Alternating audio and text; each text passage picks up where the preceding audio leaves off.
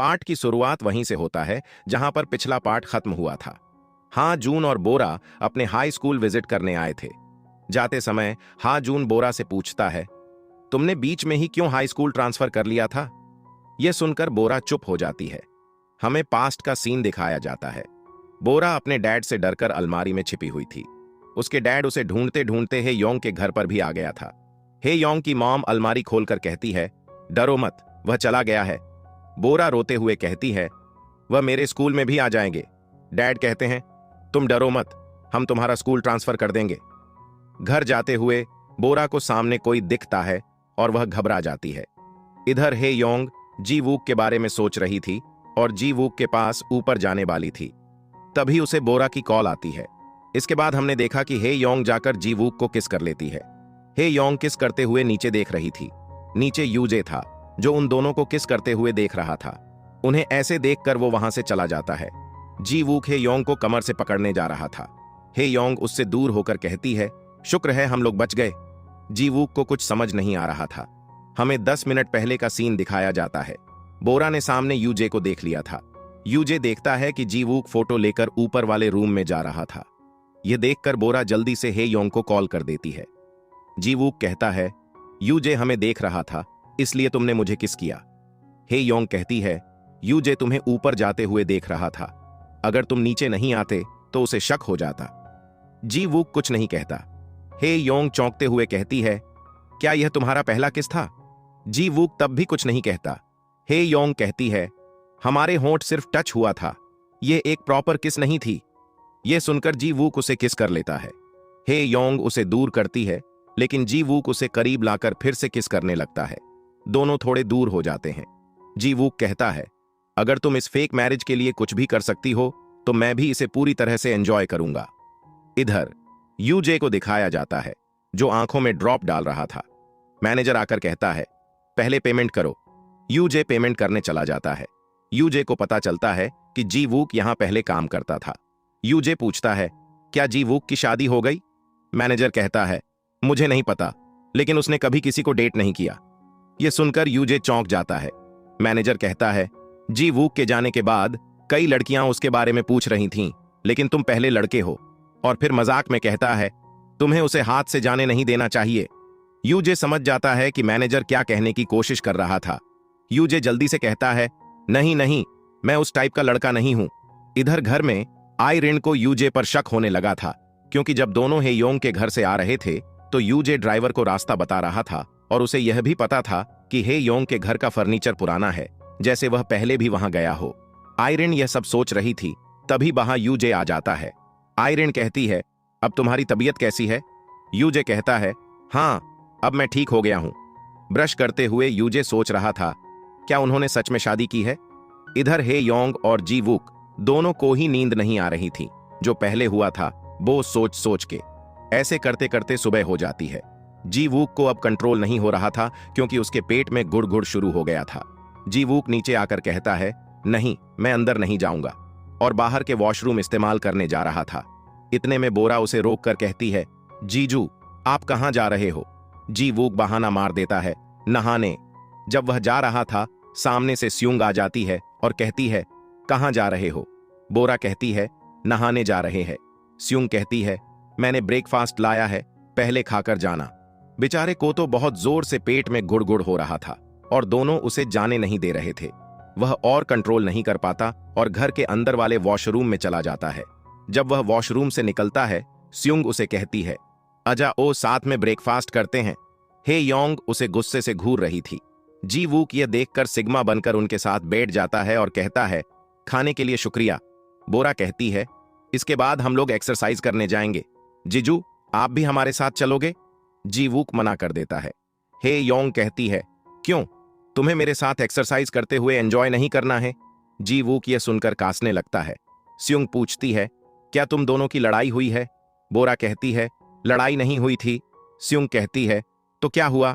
बोरा कहती है, कल दोनों रूफटॉप पर एक दूसरे को किस किए थे। स्यूंग जी वूक को शौक से देख रही थी।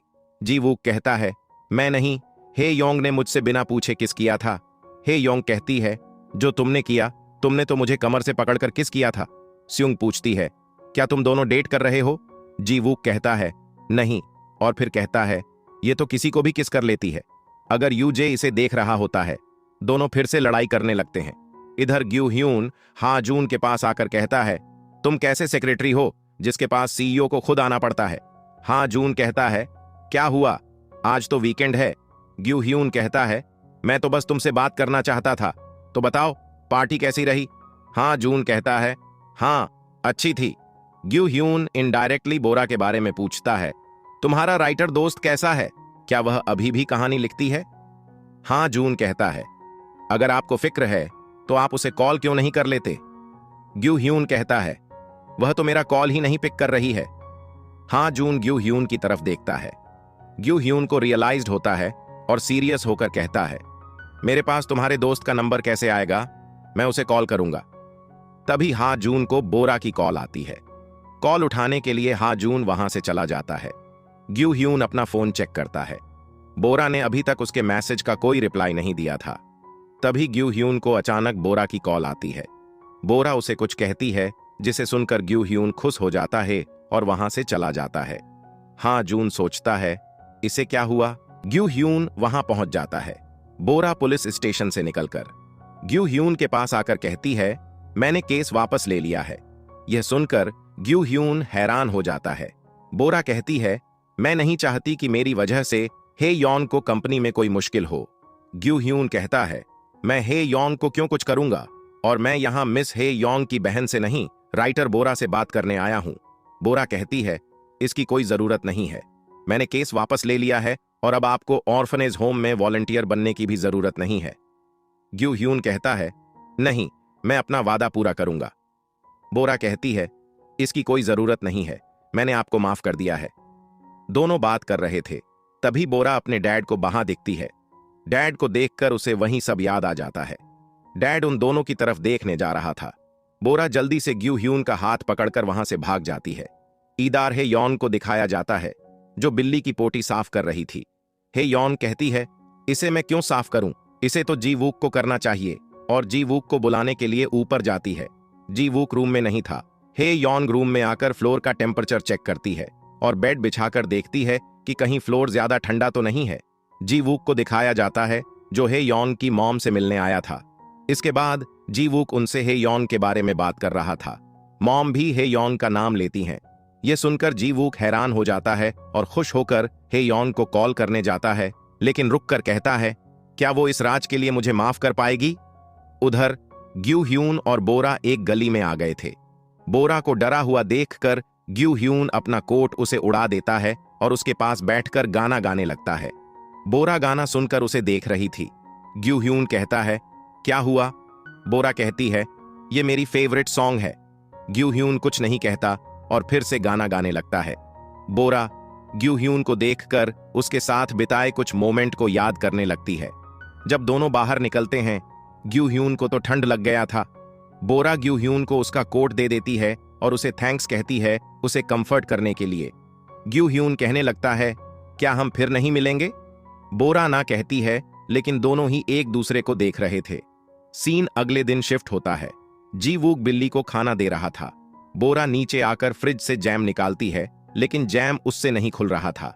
जी वूक को पता था जैम नहीं खुलेगा, क्योंकि रात में उसने जैम पर ग्लू लगा दिया था। जी वूक हीरो बनने के लिए बोरा से जैम मांगता है, लेकिन उससे भी जैम नहीं खुलता। हे योंग उससे जैम मांगती है और जुगाड़ लगाकर जैम खोल देती है। हे योंग जब टीवी ऑन करने की कोशिश करती है तो रिमोट काम नहीं कर रहा था, क्योंकि जी वूक ने रात में रिमोट की बैटरी निकाल दी थी। जी वूक फिर से हीरो बनने के लिए हे योंग के पास आता है, लेकिन हे योंग फोन से टीवी ऑन कर लेती है और ड्रामा देखने लगती है। कौन सा ड्रामा है पता है क्या? बाथरूम की लाइट्स भी जी वूक ने खराब कर दी थीं, लेकिन हे योंग ने खुद ही लाइट ठीक कर ली। बेचारा जी वूक हीरो बनने का मौका ही नहीं मिला। सीन ग्यू ह्यून के डैड और सेक्रेटरी पर शिफ्ट होता है। डैड कहते हैं, कभी भी बच्चा पैदा मत करना, मेरा ग्यू ह्यून तो निकम्मा निकला। सेक्रेटरी कहता है, मैं बाप नहीं बन सकता। डैड जी वूक के बारे में पूछते हैं। सेक्रेटरी कहता है, मैं जी वूक को मनाने की कोशिश कर रहा हूं। डैड हे यॉन के बारे में भी पूछते हैं। सेक्रेटरी कहता है, मैं उसे भी देख लूंगा। जाते हुए सेक्रेटरी को ग्यू ह्यून की मॉम दिखती है। सेक्रेटरी उन्हें हेलो कहता है। मॉम कहती हैं, आपके डैड की डेथ एनिवर्सरी आने वाली है ना? सेक्रेटरी कहता है, हाँ शुक्रिया, आपको याद है? मॉम कहती हैं, वो मेरे फादर इन लॉ के बहुत वफादार थे। सेक्रेटरी कहता है, हाँ, आपने सही कहा, वो मुझे भी बोक फैमिली के साथ वफादार रहने को कहते थे। मॉम सेक्रेटरी की तरफ देखती हैं और उन्हें कुछ कहती हैं। यह सुनकर सेक्रेटरी हैरान हो जाता है। इसी के साथ इस पार्ट का एंड होता है। आगे की स्टोरी काफी इंटरेस्टिंग होने वाली है, तो मिस न करना, इसलिए सब्सक्राइब जरूर करें। तब तक के लिए सायोनारा।